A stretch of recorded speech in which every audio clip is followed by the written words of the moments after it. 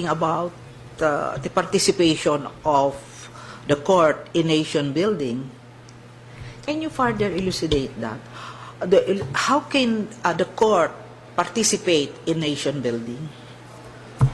The court participates in nation building because law is the glue. The Constitution is the glue that binds this nation together. And the court is the guardian of the Constitution through the rule of law. And it is the court who provides stability to this society because disputes are inevitable among individuals or between government departments and offices. It is this court, the judiciary, that provides the solutions and stability. And to my mind, Your Honor, this is a very significant contribution to nation building.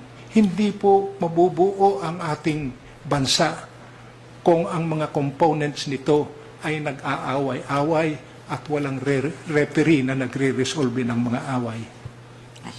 So that is it. Okay, Justice. Now, high esteem and respect of the courts guarantees the stability of the administration of justice in our country. If you become high esteem and respect for the courts,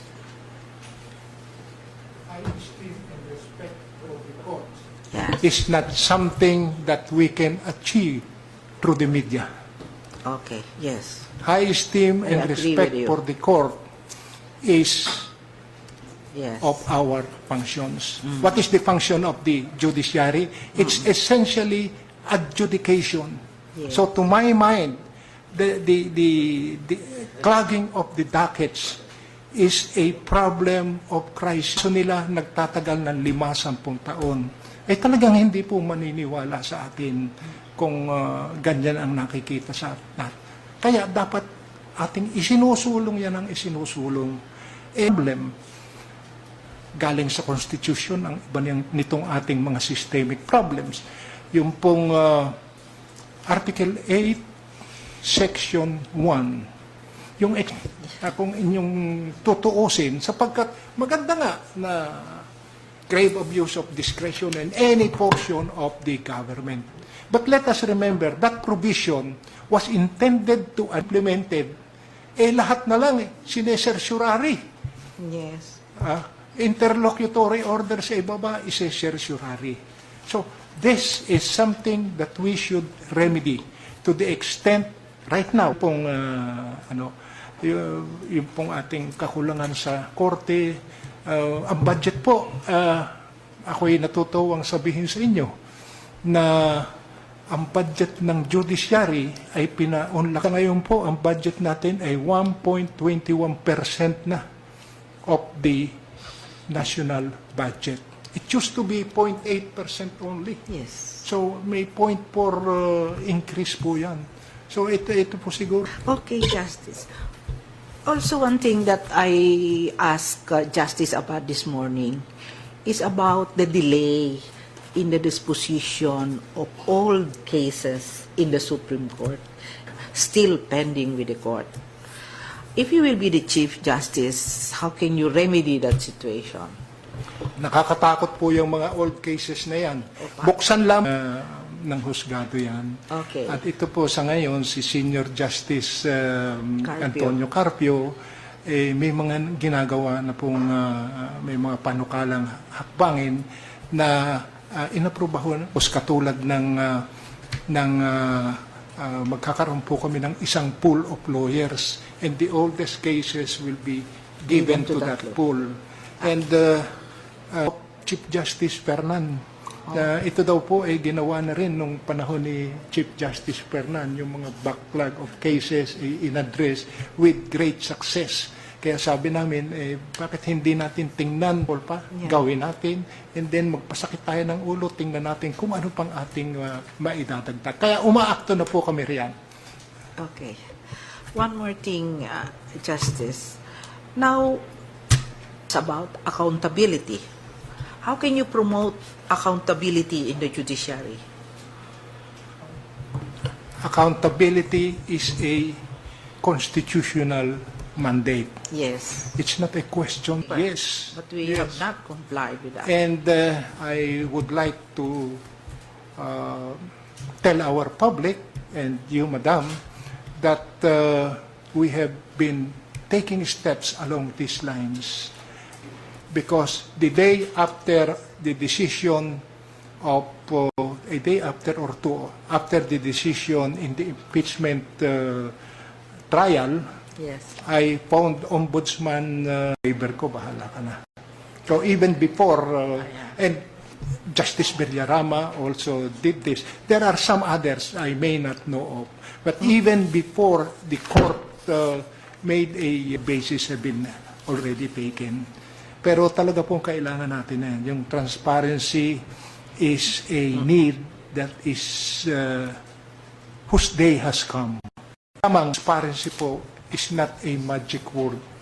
Po ay ipakikita na lamang natin sa publiko sa madla sapagkat we have many concerns to think of for our individual selves.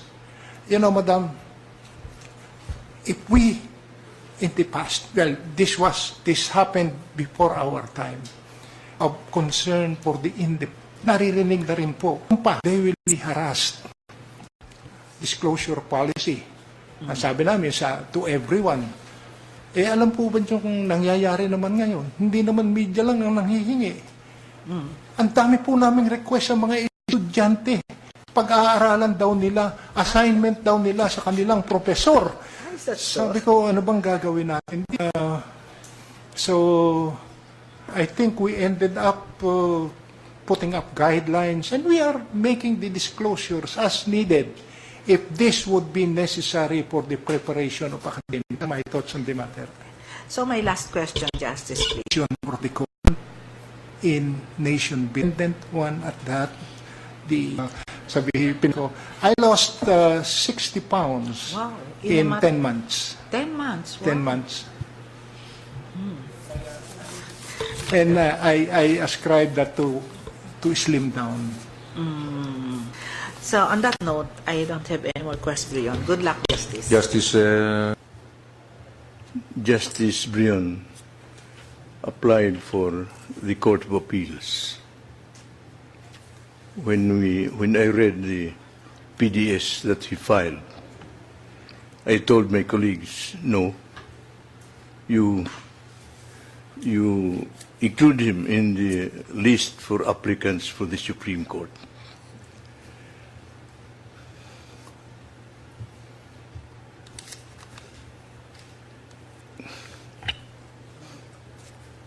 Justice, there is one concern that I have, especially when I was still a member of the court.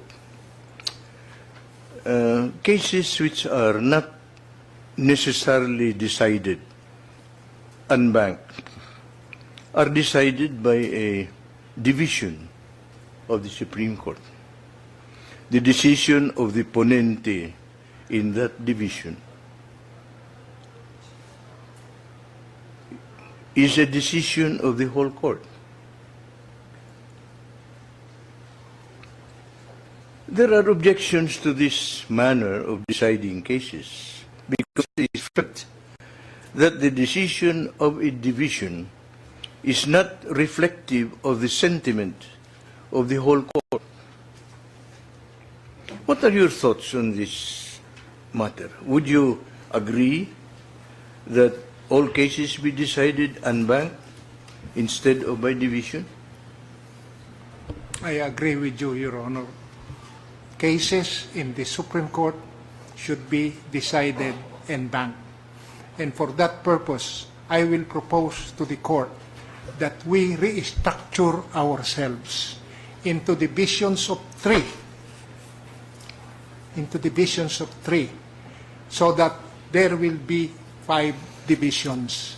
And these 5 divisions will accept all new petitions for what we call our filtration process, for purposes of completion